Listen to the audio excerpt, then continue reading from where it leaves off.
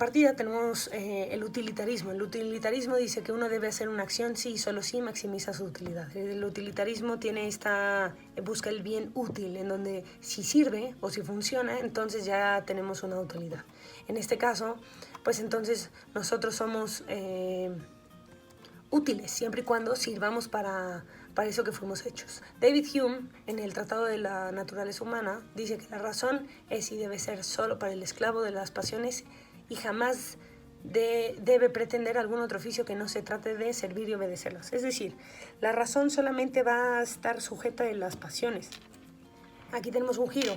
La razón ya no dirige las cosas, sino que se somete a las cosas. Entonces, en este caso, tenemos a Jeremy Bentham, que es un filósofo inglés, que habla del principio de la utilidad. Es decir, si la razón es esclava de las pasiones, entonces, si no tienes pasiones y no tienes deseos, para actuar bajo principios universales no tienes razón de actuar en lo absoluto. O sea, si no te llama, o lo que diríamos aquí en México, si no te nace o no te late, entonces no estás obligado a actuar. ¿Por qué? Porque tú actúas de acuerdo a las pasiones. Las pasiones te dicen, el placer, el dolor son los que te rigen en esta vida. Entonces, Bentham desarrolla 4 principios de la utilidad. Reconoce el rol fundamental del dolor y el placer en la vida humana. Y a partir de esto, si ustedes se acuerdan de las escuelas helenísticas, pues tenemos a los epicúreos que establecen este punto, ¿no? En donde el placer es lo bueno y el dolor es lo malo. El punto número 2, aprueba o desaprueba una acción con base a la cantidad de placer o dolor que te trae. O sea, las consecuencias, si fueron dolorosas o placenteras, y cuánto. El tercer punto es iguala el bien al placer y el mal al dolor. Esto es, por ejemplo, una vacuna que es buena porque te salva, te hace un daño, entonces eso es malo porque te produce dolor. Entonces, ¿qué es superior? ¿En qué nos regimos? O sea, el niño que huye de la enfermera porque le quiere inyectar tiene toda la razón, porque eso le va a causar dolor y eso lo ve como malo, pero a la larga va a ser bueno, porque entonces no se va a enfermar, no va a tener todos los problemas que podían surgir, ¿no? Por todos los virus. Ahí tenemos el problema. Y el cuarto punto es que el placer y el dolor pueden ser medidos. Entonces, ¿qué tanto placer, qué tanto dolor? Esto lo vemos muy claro en el médico cuando pues nos ponen caritas o nos ponen tamaños, ¿no? O sea, del tamaño de una manzana o el tamaño de una sandía es tu dolor, o del 1 al 10, o como una especie de semáforo, ¿qué tanto te duele? ¿Estás en lágrimas? O sea, el placer y el dolor pueden ser cuantificables. Entonces aquí tenemos una nueva forma de analizar el bien y el mal. Entonces es cuantificable, siempre y cuando algo sea mejor, que tú compares uno con el otro, entonces ya va a ser cuantificable. Entonces, ¿cómo ser un buen utilitarista? ¿Cómo funciona un acto utilitarista? Suponiendo que tú por fin tienes las vacaciones queridas, ¿no? O sea, ya por fin llegaste a las vacaciones queridas que tanto buscabas, que tanto esperabas. No con cuarentena, pero que sí lo podías tener, pues esas vacaciones que por fin deseas, ¿no? Y entonces ya estás solito, consigues un lugar muy bueno, estás solito y entonces dices, por fin voy a descansar, ¿no? A lo lejos ves a un nadador que está ahí nadando y dices, bueno, es su problema siempre y cuando no me interrumpa. Tú ya estás con la brisita, el calorcito, la piña colada, ya tienes todo listo y estás descansando. Y entonces resulta que el nadador, escuchas que se empieza a ahogar. ¿Qué haces, no? ¿Qué sería un buen utilitarista? Bueno, primero, un buen utilitarista plantearía sus opciones. Tú no puedes ser un buen utilitarista si no puedes plantear tus opciones en tanto la medida que te pueda surgir de placer y dolor que pueda haber, ¿no? Entonces, si eres un buen utilitarista, planteas tus opciones. Calculas la utilidad y eliges la acción que te dé la mayor utilidad. Es un cálculo lo que hacemos. Entonces, primero vamos a plantear opciones. ¿Qué puedes hacer con la persona que se está ahogando a lo lejos? Y tú eres la única persona que lo puede salvar. Ya dijimos que el bien y el mal no es un acto de deber, entonces no te obliga a nada. Pero vamos viendo qué te nace, ¿no? Qué te late. Entonces, bueno, las opciones que pueden surgir es meterte al agua y salvarlo, buscar un bote y un objeto cercano que flote para acercarse y tratar de salvarlo con el salvavidas, llamar a emergencias primero y luego salvarlo con un bote salvavidas, o ignorarlo y continuar con la siesta. Pero entonces, dijimos que hay que plantear opciones. Después hay que calcular la utilidad. A ver, lo que puedes hacer es, si te sumerges, la probabilidad de que sobreviva, vamos a ponerle 100 puntos. Tú le puedes poner 1000, le puedes poner 1,000,000, la verdad es que no nos importa. Yo escogí 100. ¿Será helado y doloroso? Hay una razón por la cual no te metiste a la playa. -20. Para ti puede ser -50. En este caso es -20. Tu siesta será interrumpida, sí, es muy importante y tú te querías dormir, -5. ¿Te sentirás como un héroe? Pues sí, 30 puntos más. ¿Sus 20 familiares estarán felices? Pues sí, entonces pues 20 familiares por 10 de felicidad de cada uno, pues entonces va a ser 200. Mi utilidad va a ser de 305. Ahora, el segundo plano, encontrar un objeto que flote cercano para tratar de salvarlo. Probabilidad de que sobreviva, dijimos que 100. La siesta será interrumpida, -5. Te sentirás como un héroe, pero no tan valiente, porque tuviste ayuda, +20, no 30, pero pues sí, +20. Los parientes estarán felices, totalmente, 200. Utilidad total, 315. Tú puedes hacer los cálculos de manera diferente, pero el punto es que hay que sumarlos. Bueno, si llamo a urgencias y lo trato de salvar con un bote, sobrevivirá 100 puntos, eso es muy bueno. Tarda demasiado tiempo y puede sufrir un daño cerebral, -30 puntos. ¿Te sentirás como un héroe? 15, porque no fue tan heroico. Pero triste que la persona esté dañada, -10. Se invierten millones de pesos para curarlo, -10. Sus parientes están felices de que no murió, 200. Estarán tristes porque esté dañado, sí, bueno, vamos a quitarle 100. Tu experiencia de dormirte es interrumpida, -5. Entonces el total van a ser 160 puntos. O sea, seguimos en números negros, ¿no? No hay números rojos. Bueno, ¿qué pasa si lo ignoro y continúo durmiendo? ¿Se ahogará? -100. Pues sí, entonces le quitamos los 100 que le habíamos agregado. ¿Los parientes estarán tristes? Sí, entonces -200. ¿Descansarás? 10. Lograste descansar, a eso es a lo que ibas a la playa, ¿no? Lo lograste. Bueno, si lo sumamos todo da -290. Entonces, ¿qué haríamos? Según un utilitarista, escogería la opción 2. No, vamos a rescatarlo, pero usando un bote salvavidas. Entonces, ¿cuál es el problema del utilitarismo? ¿Cuáles son las objeciones? Bueno, vamos a ser capaces, no solamente de manera teórica, sino de prácticamente cuantificar la felicidad. O sea, un pie de queso vale 2, un helado de chocolate vale 1. ¿Qué prefieres? No es el costo, es lo que prefieres. Tenemos un problema ahí, ¿no? O sea, realmente se podría cuantificar toda la felicidad, es casi como contar calorías. Comparar de manera cuantitativa dos actividades completamente diferentes. Los placeres intelectuales siempre son mejores que los carnales, pero entonces, ¿qué da más placer? ¿Leer o comerte un pastel de chocolate? Entonces eso va a depender de cada quien. Obviamente todo el mundo sabe que leer sería superior, pero pues al final del día, si tú el valor le añades al pastel de chocolate, eso va a ser superior. Predecir de manera acertada las consecuencias.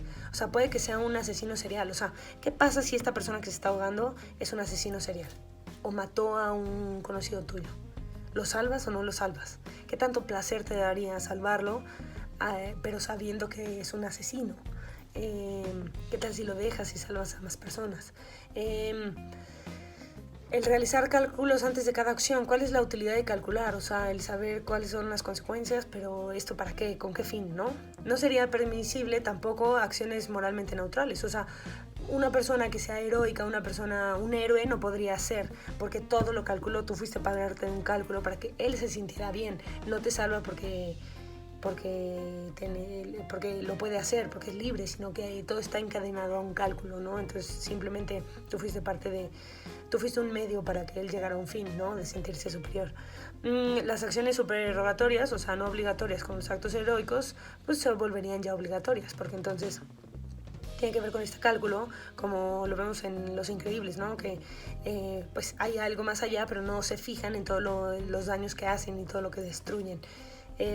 Algunas acciones triviales podrían ser inmorales, por ejemplo, a ver, ¿qué es mejor, elegir Sucaritas o Fruit Loops? Bueno, si te gustan más las Sucaritas porque son más, vienen más en el contenido y cuestan menos, y los Fruit Loops resulta que vienen menos y son más caros, pues entonces ¿qué haces, no?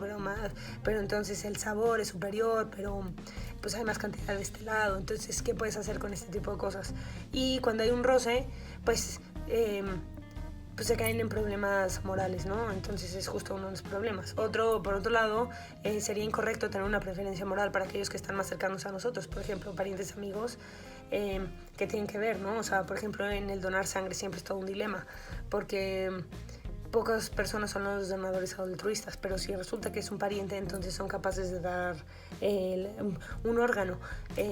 ¿Cuál sería la diferencia? O sea, ¿por qué tendría que cambiar, ¿no? Esta preferencia? Bueno, voy a matar a alguien, pero no porque es amigo mío, ¿no? O a quién salvo dentro de una situación de un elevador cayéndose, ¿no? A mi mejor amigo o a una persona que lo necesita más, ¿no? Que ahorita con la parte del coronavirus ha sido todo un tema, ¿no? La cuestión del utilitarismo. ¿Qué se le da preferencia a quien pague más rollos de papel de baño o a quien más lo necesite, ¿no? Que es justo por eso se acabó ya el papel de baño en todos los supers. Algunas acciones obviamente inmorales podrían ser permitidas, como el escoger un chivo expiatorio, o sea, alguien a quien le caiga toda la presión para que se quiten todos los males, ¿no?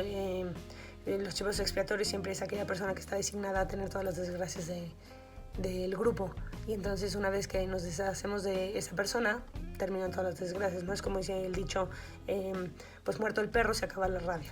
Y por la justicia, los derechos, las promesas y otros principios morales, sin consecuencia alguna, son irrelevantes, ya que una acción es buena o mala, pero dependiendo de la generalidad, ¿no? La mayoría, que es lo que dice.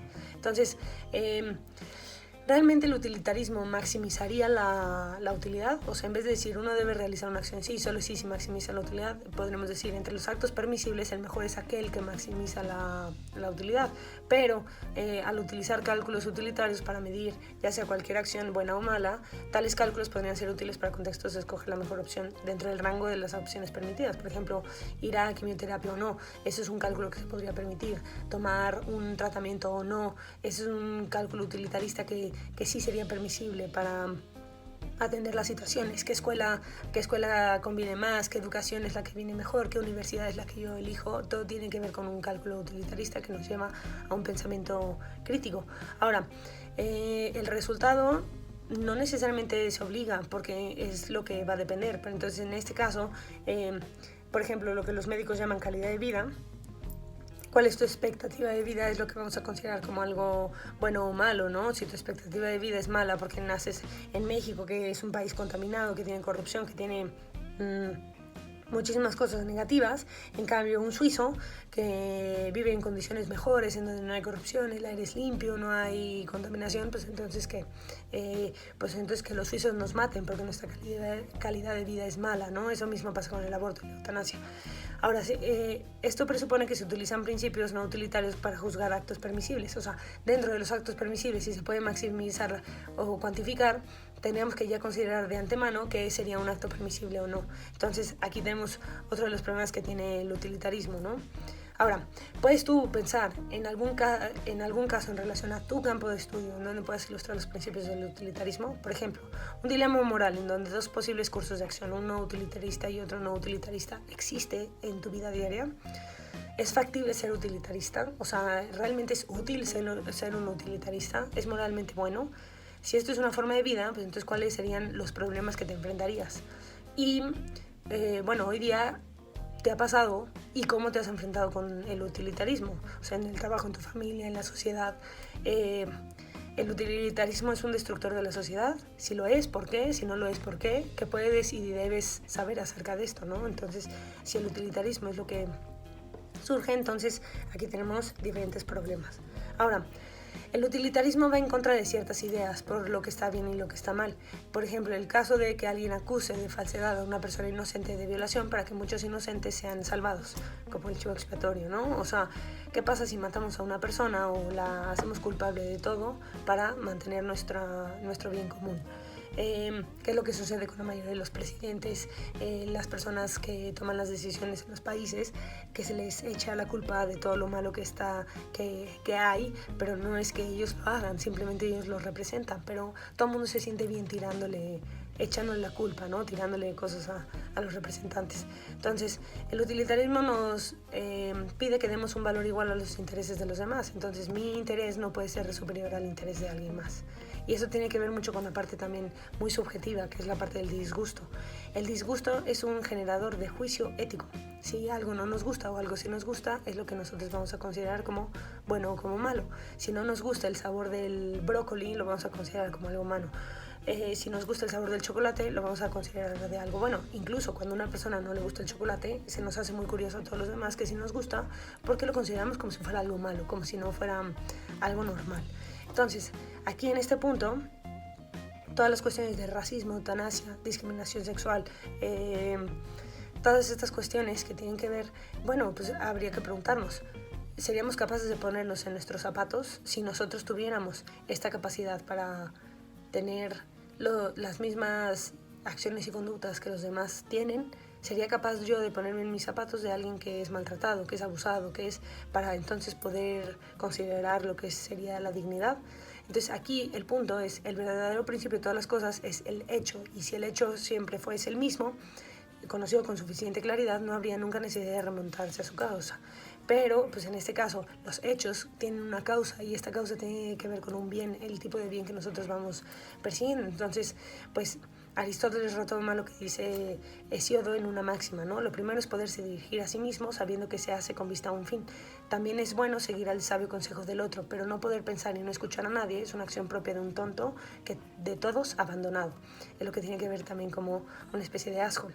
Si tú esto te fijas y lo metemos en la película de Batman, El Caballero de la Noche, que es en donde sale el Guasón busca su propio bien. Entonces, ¿qué corriente tiene? Batman busca su propio bien, ¿qué corriente tiene?